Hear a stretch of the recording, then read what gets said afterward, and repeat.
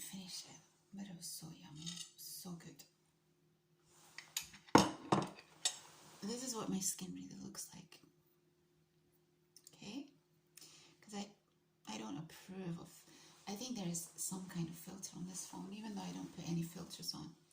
So there's like this clean sheen when I film in the daytime, but it's not the reality of my skin, my friends.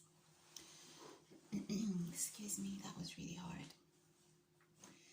And I felt like one of those marathon runners, you know, people were just, they were encouraging me and bigging me up and saying, come on, you can do it. There were two runners, one of whom I've seen before, not only on the London ride, but I've seen him on videos.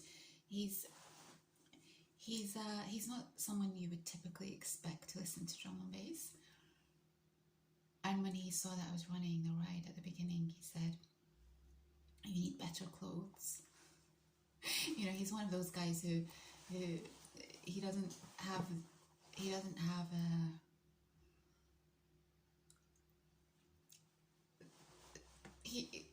doesn't have diplomacy, or I don't think he is someone who really knows. Well, I don't want to make assumptions, but I laughed and I said, I need to be fitter. In response, in my head, I'm thinking, are you kidding me? You will not catch me. You will not ever catch me going to a drum and bass ride in joggy bottoms and that rigmarole. I have to look cool, my friends. One of the nicest things someone said to me, so there were key players along the ride because they keep bumping, well, they're all on their bikes. There were 3 guys that I noticed running, maybe 4 in the area that I was in. I always go at the front where I'm not next to the DJ, I'm next to the guys who have the other speakers. But that was my big mistake today, and I'll tell you why in a second. What was I saying? One of the nicest things someone said to me today, we'd stopped because they were trying to figure out directions. They kept going the wrong way, and the reason I should have stayed next to the DJ is because the guys up front kept going in the wrong direction, so they had to backtrack. So that increased my running time, you guys. And at one point I just started laughing because I was like, are they doing this on purpose? Because it's not funny anymore. It's really not funny anymore. So several times we had to backtrack, and in the end it's what cost me. If I'd stuck by the DJ, he would have been aware of all the issues with the route, because he kept calling it out. He's like, we're going the wrong way, we're going the wrong way. And so I would have been closer to him, and therefore the route would have been shorter. And the last leg, I lost them because they got to, just before, they got to the Portland Hospital, which I think is very close to Regent's Park. Yeah, it is. And at that point, I lost them. And so I walked all the way up to Baker Street, where Madame Tussauds is. And I was like, should I just get the tube? Because I'm exhausted. I was just so tired by the end. My legs, I had a kink. I don't know what you call it when you have a, what's that word? When you have your leg? I don't know what you call it. But I had a kink in one of my legs, my right leg. It's always my right leg that has the issue. I think I don't run well. Is it called pronation? I think it's an issue with the way I run. I'm not a perfect runner. I never have been. And so it's giving me these issues. So I had this kink throughout. And honestly, when they were getting the directions wrong, I was so relieved, because if they'd cut it down to 2 hours, I would have had to run the whole route. But then you could argue that because it was so long, I got the kink in my legs, and had it been shorter, it wouldn't have been an issue. But the London ride a couple of years ago was 3 hours, and I did that. So, but I think that was a little bit slower, slightly. I'm not sure. Something just was off today. I was really shocked at how hard I found it. And so this one other runner, not the one who told me to wear appropriate clothes. Never. One of the other runners, he kept spurring me on, and he kept saying, "Come on, you can do it. Come on, let's go." He was so sweet. There are some men who are just sweet and kind and know what to say, and then there are others who just make the most banal comments. One of the really sweet guys, and I would never have expected someone like him to say this, because he was almost a little bit too cool, and the guys who are a little bit too cool, they hold themselves back. But I'd seen him a couple of times, because the people that are at the front, we tend to stick to the front, sort of, so you keep seeing the same people over and over again. So we'd stopped at one point because they'd got directions wrong. So they were poring over these maps or whatever. In my head, I'm imagining they've got like these massive maps, but I'm sure it was just on their phone. And he said, so I turned, I was in a different direction. My back was to him, but I heard a voice saying, "I really like your style." And I knew it was directed at me. How did I know? I just knew. And I turned to him, and I gave a really genuine and warm smile to him, because I was in pain by this point, you guys. My face was contorted. Also, I have this really not pretty face when I'm sometimes listening to really good drum and bass tunes. Like, my face just contorts. But it was one moment when it was just such a lovely thing to say, because I always struggle with knowing what to wear to drum and bass rides. It's really hard for me to decide what to wear. And believe it or not, I'm actually wearing, other than the top that's underneath this, I'm wearing the exact same outfit that I wore to Barcelona, because I just didn't know what to wear, and it had somehow worked in Barcelona, and the weather was actually warmer in Barcelona. So I thought, okay, well, if it worked in Barcelona, it will surely work in London, because it's slightly cooler. So anyway, he said, "I really like your style." And I turned around, and I gave him this really genuine, warm smile, and I said, "Thank you." And it was so heartfelt, because, I'm wearing, do you want to see what I'm wearing? Fine, I've twisted my arm, you guys. Oh, I have to buckle up. I undid my belt. So I'm wearing my skinny jeans. One second. Now I feel under pressure. What if you don't like what I'm wearing? And you're like, well, why did he say that to you? And I was wearing it with my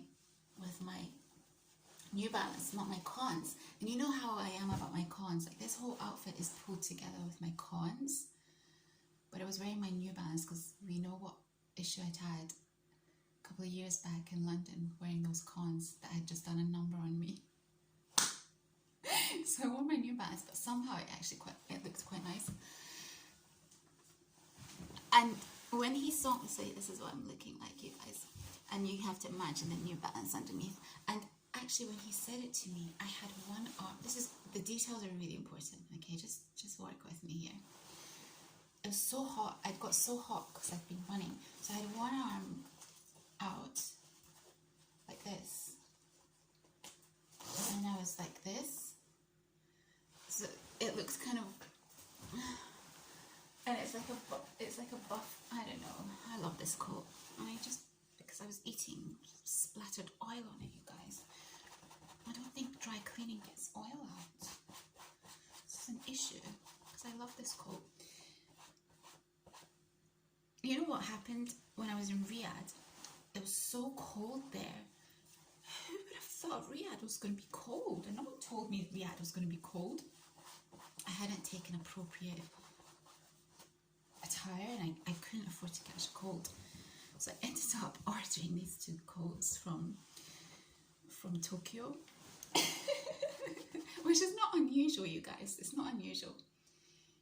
At the beginning, before I put an embargo on buying clothes from Tokyo, I would buy every year, every January, and I think at that point it was maybe November, probably November. It was so cold.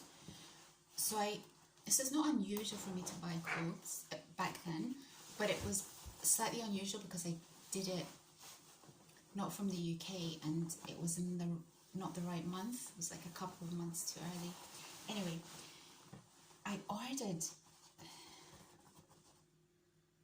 Actually, am I talking nonsense? I think I ordered this when I got back to London. Because I remember the two coats I'd ordered in Riyadh. Okay, I'd ordered these two coats, and then I came back to London, and I think I ordered this in January, and I actually didn't even love it. And I buy things that I love. I liked it, but I didn't love it. The reason I got it was because I'd been wanting a down jacket which was cut at the waist, and the colour, I knew it would match everything in my wardrobe. So it was a perfect. This is really bothering me now, guys. What if it doesn't come out in dry cleaning? What am I gonna do? What a disaster. So I got this knowing that I didn't love it, but knowing that it was practical because it would keep me warm, right length, and it would match all my wardrobe because it's a neutral colour, and I tend to wear a lot of neutrals these days with a pop of something, a pop of maroon here and there or whatever. And then it came, and it's ended up being possibly one of my favourite coats, or favourite short coats. I just love it, and I think people really like it too because whenever I wear it, the back is really nice. How did this turn into a fashion? Okay, look, it's got this boofy thing at the back, which just somehow makes it look really cool. The line is the line, guys. The line is the aesthetic. And with this baseball cap, which is a bit funny here because I've cut it open to give. Yeah. Okay. Enough about my clothes. So that was just such a nice comment. It made me so happy because, like I said, I always struggle with knowing what to wear to drum and bass events.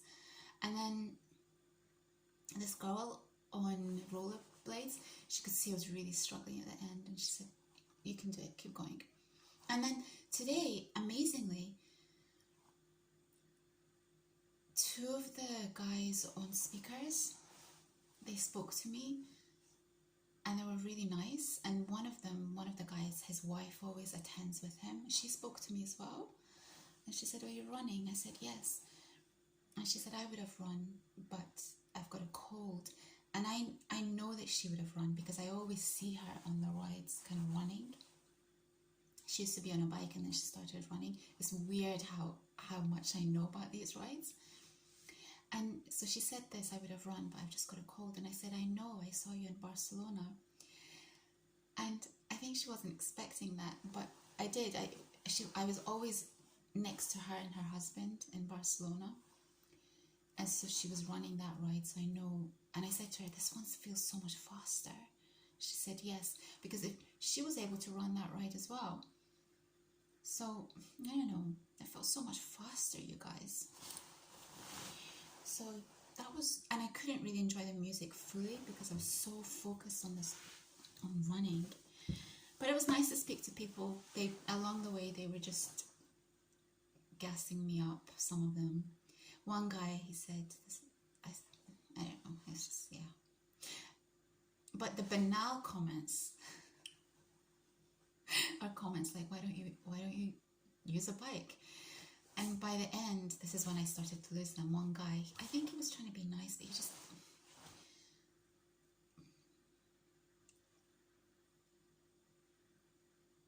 I don't know, the way that your message, the way you give your message is really, really important.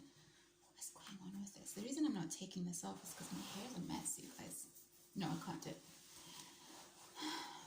So I think the way that you give your message is so important. And he was being really pushy, and he said, do you want to ride on this bike? Had I ridden on his bike with him, he would have taken me all the way to the end part. But I said, no, I'm fine. But he kept pushing, and he said, why are you not on a bike? And I said, because I want to exercise. But it's not even that. It's because I want to dance, you guys. I want to dance. If you're on a bicycle, how can you dance?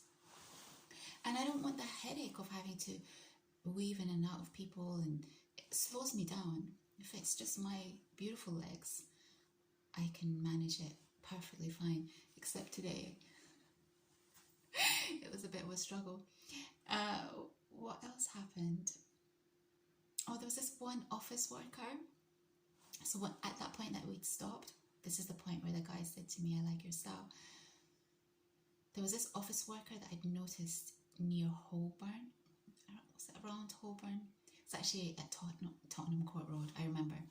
I noticed him at Tottenham Court Road because he was in office gear, and it was like he'd just landed into this ride, and he was really feeling the music. Like, you know that he was a drum and bass head back in the day. And when we got up, because they went the wrong route, they went down freaking Goodge Street, didn't they? Goodge Street. They were supposed to go from Tottenham Court Road all the way up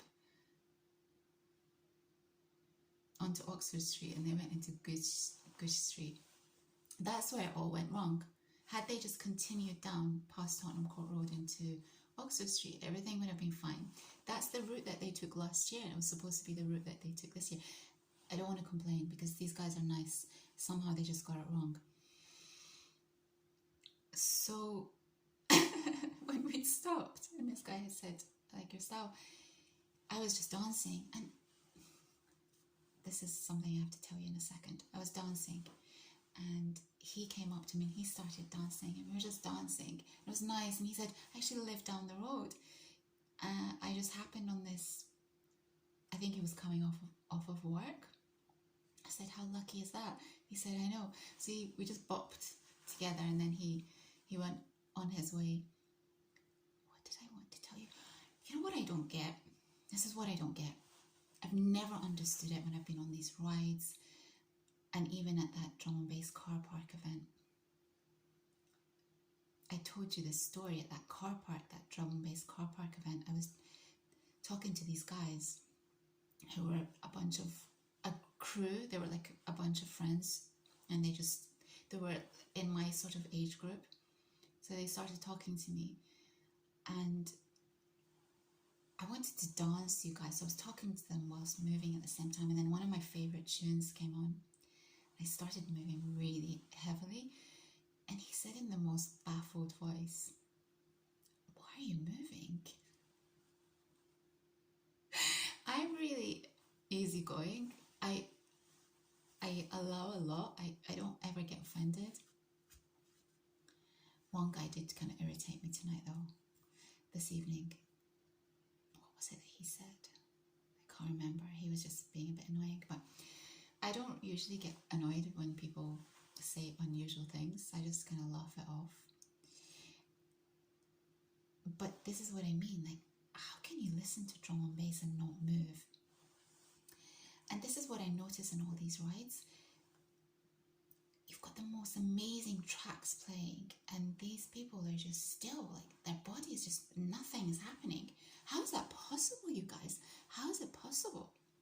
I don't understand. It's like, there was even an old guy. Oh my gosh, he was incredible. I'm always fascinated by the old people who just feel the music. There was an old guy with an umbrella. Like, he was very well dressed, very proper, and he was just walking along in the Holborn area. Again, he just kind of happened on this on this event. And we stopped because they were trying to figure out the route. But he was moving, you guys. Like, you know that this man has never heard drum and bass before, but he was in rhythm. He got it. And I just stood watching him, fascinated. Like, how is it possible that someone like him understands, he gets the memo? And then you've got these guys on bikes who are joining this, right? And like, there's literally no movement. I don't get it. I don't understand. So I don't know whether these people are just not into drum and bass, but they just want to hear music and be on a bicycle. It's like a cool event to attend. Or there are just some people that love drum and bass, but their body just doesn't move. Don't get it. So that was kind of interesting. And then what else happened along the way?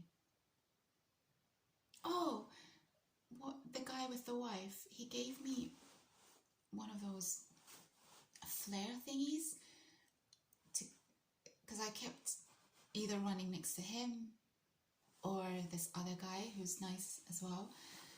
And he gave me this flare thingy, and the truth of the matter is, I really don't like these flare things because firstly, I think it's so bad for the environment. They give off these funny colours like pink, purple, green. So I just don't think it's good for the environment. But also it's smoke. And you know how I am about cigarette smoke and this and that. But what can I say? So I took it off him and I just ran and carried it. And then I said thank you, and I gave it, when the flare smoke had stopped, I gave it back to him. But I thought, oh man, it's like a moment. Thank God I wasn't packed with it. I don't think I was packed at all today, apart from all the people, because I wasn't near the DJ, because of all the people who, apart from all the people who were street walkers and they were just recording. So that was cool. So I'm really excited to go back and hear this set because I couldn't focus on the music. This set was a little bit more drill and bass, I think, but at the end it became, he dropped some of my favourite tunes at the end, some of my favourite Liquid tunes, which was so exciting. But initially it was quite hard. It's hard drum and bass, which surprised me a little bit. But yeah, that was my evening. Apparently he's going to be doing more rides in the UK this year.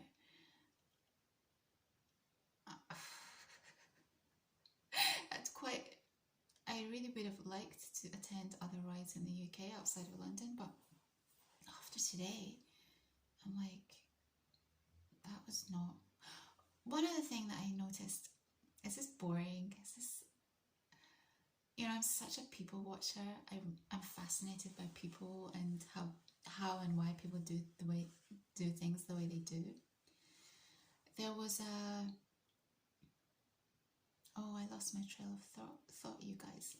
What was I going to say? Oh no. 1 second.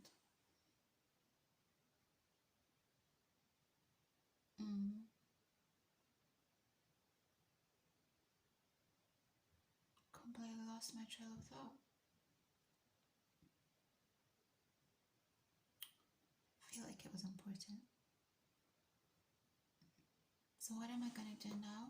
I'm going to finish this, even though my stomach feels like it's shrunk. I know my cheekbones are going to come out tomorrow. I think basically to keep and maintain my cheekbones, I just really need to reduce how much I eat. I don't need this, I really don't, but I'm going to eat it anyway. But I don't, this is my problem, I think. I don't listen to my stomach. That's the issue. I'm going to eat this. I'm going to have my ginger hot water. I'm going to sleep like a baby tonight. Was I saying that? Yeah, I'm excited to see this on video. This is what I wanted to say, I think. this wasn't it, but this is important. When it comes to drum and bass, I will do most anything for drum and bass. And this ride had to be finished where it got started, because that's just how I am. But also, they always stay for an hour or so and just play some more music, some more drum and bass. So I walked. I lost them around Portland Street, Regent's Park, kind of a little bit farther down. I lost them at that point, and I walked another 40 minutes to get all the way to Hyde Park Corner. And then I sat on the grass and enjoyed some tunes, not exactly to my taste. I don't think it was the DJ playing, maybe someone else. And then I came home. So yeah. I'll tell you one other thing. When I was walking through, it's that road from Baker Street down to Marble Arch, and then you go into Park Lane to hit Hyde Park Corner.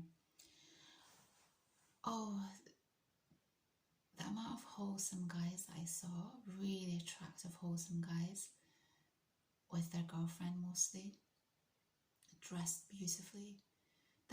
Those areas are very, very nice, the restaurants and the type of people that hang out in those areas. And I just thought, I'm missing out on life. How do these girls meet these guys? I don't understand it. I don't understand how people meet people. I really don't. It surely can't be dating apps. Surely it cannot be. So yeah, I was really shocked, and I thought, wow, I'm really missing out on this one key aspect of my life. I'm not enjoying. I haven't been to a restaurant for years. It's kind of purposeful. I think the last time was actually was it in Riyadh? Wow, that's crazy. I mean, obviously I order, every now and again I order Persian food from restaurants, but I haven't physically been in a restaurant for a couple of years. It's sort of purposeful, because after the big C, I didn't really like the idea of people touching my food. And there was this one incident, I think I recorded it actually, when I went to have pizza with my friend, the Persian guy. And the chef came out and he was smoking, and then he went back in. And I just thought, is he going to wash his hands? It really turned me off. Of course I ate the pizza, but it was a moment where I just thought, I don't really want to, I don't want to eat at restaurants. But this evening, when I was walking through Baker Street, Marble Arch, into Hyde Park Corner, Park Lane, the restaurants are so beautiful, and the way people dress, and I want to go out and I want to dress nice, and I have these two worlds, and I can't merge them. They don't really connect. I have this world of like this drum and bass world with people from so many different walks of life, and there's a grittiness to it, I guess, but at the same time you can't really pinpoint exactly who listens to drum and bass, and that's always been something that I've liked about drum and bass. But then there's this other world that I'm not occupying at the moment, which is actually my world too, and I miss that world. It's a world that I used to have, and I really miss it, and I think I felt that this evening. I really did. Yeah, I did. The men were just dressed beautifully in these areas, and Londoners in the nice areas dressed very well. And I heard the French accent, because the American embassy, the old American embassy, it was in the best area in central London. It was basically between Bond Street and, I think it's in an area